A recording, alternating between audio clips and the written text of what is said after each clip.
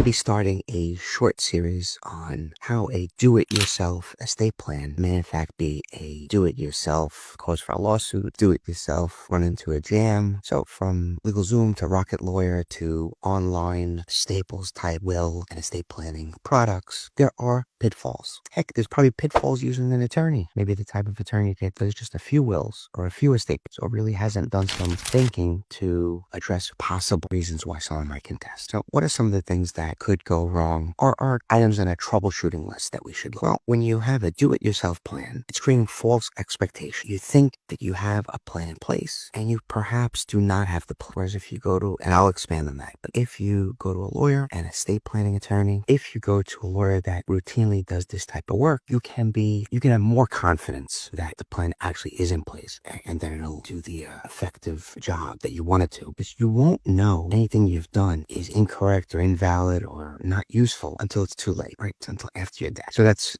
one, false expectations. How about thinking that a will is enough? A will is a wonderful document, but it's on its own, it's imperfect. There are documents such as a trust, living trust, revocable trust, irrevocable trust for different circumstances. A will doesn't address incapacity. A will is only effective upon death. What about other documents that go along with a will that are in the realm, power of attorney, healthcare, proxy, living will? Do we have a need for those? And do you need estate planning only, or asset protection? Do you need to guard against a divorce or a child with maybe a drinking habit, problem spouse? And another thing is if you have a do-it-yourself system, who's overseeing execution? The magic is in the execution, and the magic is in the forethought and everywhere in between. I'm going to keep up with this series, and I have more things to talk about, and I will expand on these topics as well on these frankbrunolaw.com. If you need to speak with me, that's where to go.